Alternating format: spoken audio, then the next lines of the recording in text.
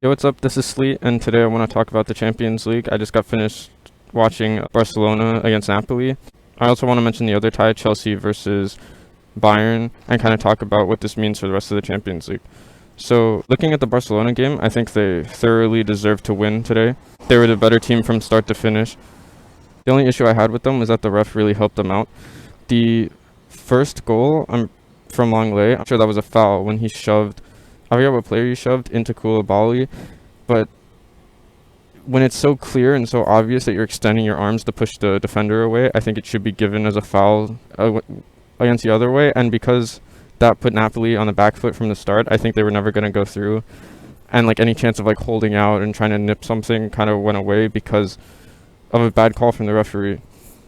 The second goal was amazing. Messi, of course, I think Messi is the best player in the world. I think he's the best player to ever play the game, and I think he showed it again today. He's the only player I can think of ever. There's at least one moment of magic in every single game he plays, and I can't say the same for any other player I've seen.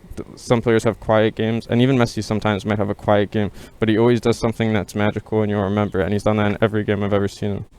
The only issue with the second goal was maybe Ospina could have saved it, but I think it was well placed from Messi, and he might not have been expecting it to curl around the defender the way it did. The third goal was another controversial call, I thought, from the referee. While it was clear that Koulibaly kicked Messi, I didn't think it was a penalty, or I thought if it was a penalty, it was soft, because Messi didn't get possession. If he had nicked in front and like touched the ball, I think that the referee had every right to give the penalty if Koulibaly just wiped him out the way he did. But Messi didn't touch it, and I thought Koulibaly was still kind of in possession.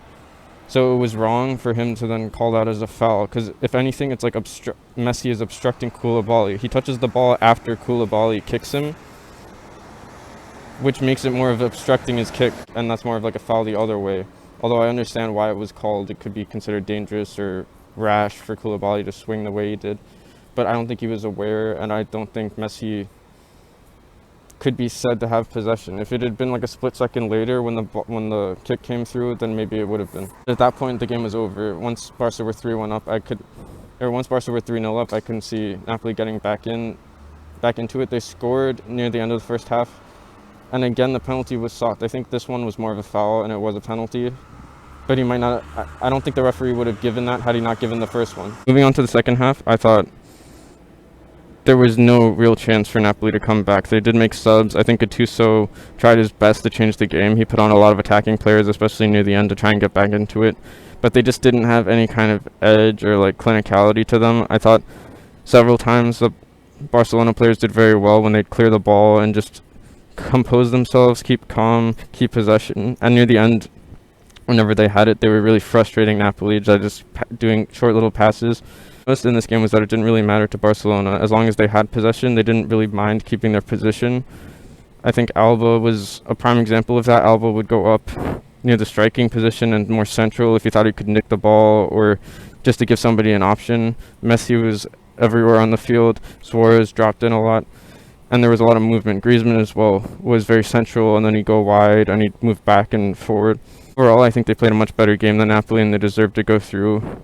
I think they should have had to earn it a little more, given that the referee kind of helped them out. I thought the referee did okay for most of the game, but he had several big calls where at least the VAR should have checked it. I know it said that the VAR checked for both penalties, but the first one especially, it seemed like he had already put the whistle in his mouth and decided that was a penalty, and he wasn't going to listen even if the VAR said it wasn't. The second game today was Chelsea versus Bayern Munich, and Bayern absolutely killed them. I think Lewandowski had 2 goals and 2 assists, and a lot of other people might argue that he's the best player in the world right now. From what I saw of that game, I think a lot of the goals were good, and like it just went to show how limited Chelsea are and how much work has to be done on them. I know they're making a lot of signings, but they really need them.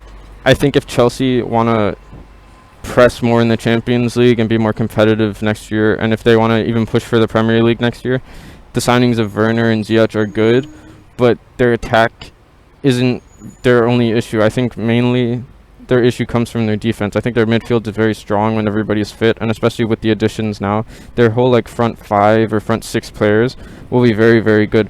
But looking at their defense, Rudiger has a mistake in him, and I just can't see them challenging for significant trophies, the major trophies, with Rudiger and Azpilicueta as your center backs, or Rudiger and Christensen. To have such a big aggregate score, though, of course, brings a lot of attention to Bayern, and I think it makes them firm favorites for the Champions League. I said yesterday I think City are favorites, but I am a City fan, so of course I'm going to think that they're going to have the edge, and I think I am biased towards them.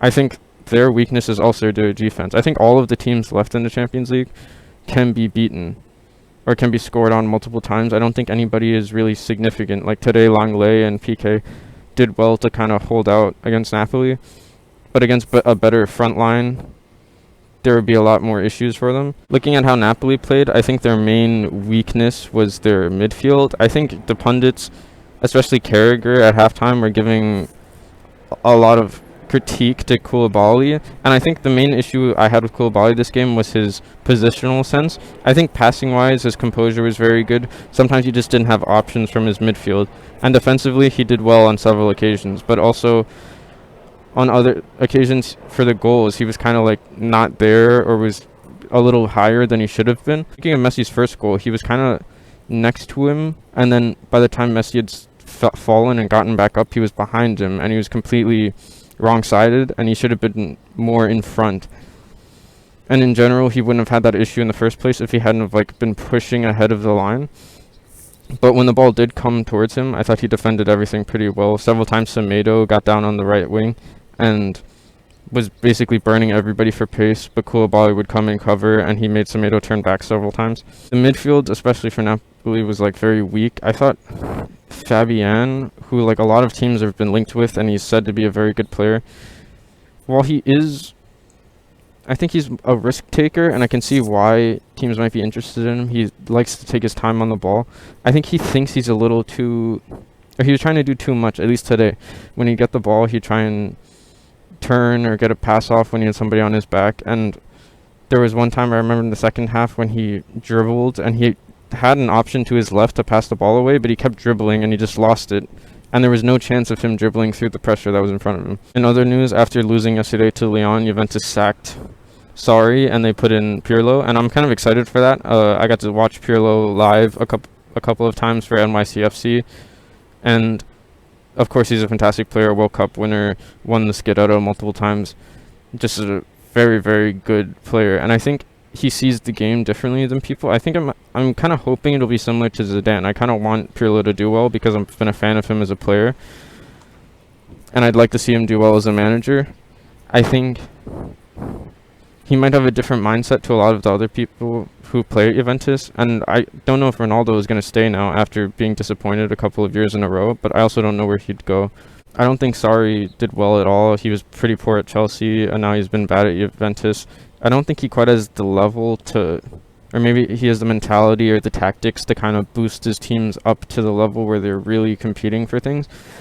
His Napoli side was very good, and he did have a lot of good attacking moments with them, but again, they didn't win anything, and his first trophy came as a cup with Chelsea in his career, and I think he's not suited for that kind of job. At least he has to prove more in the next couple of years that he can win things.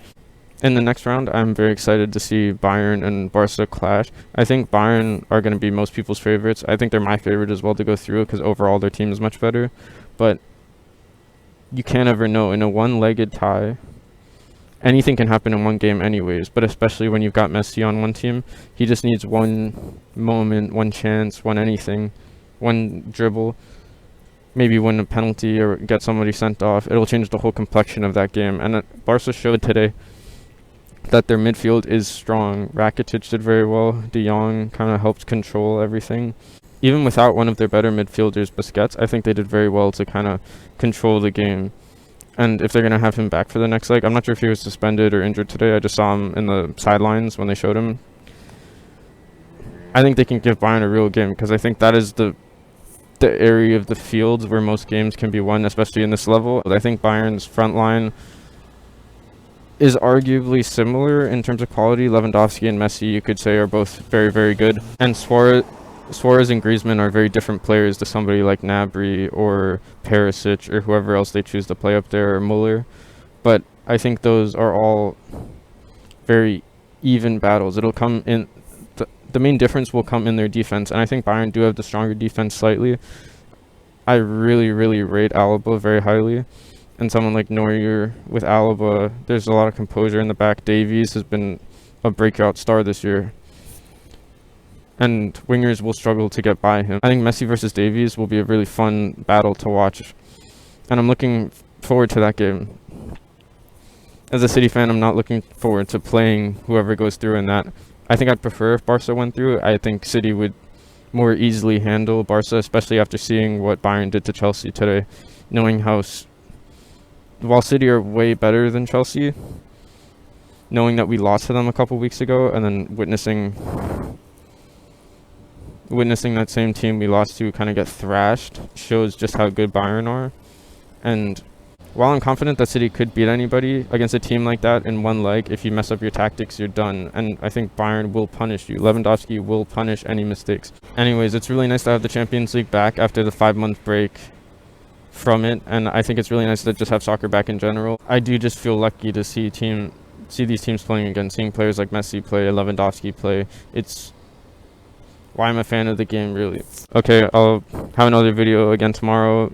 Thanks for watching. Like and subscribe. If anybody sees this, please comment about what you thought about the Champions League games, maybe give any insight or discuss what you might disagree with me or what you think I did right. Thanks if you got this far, and I'll see you later.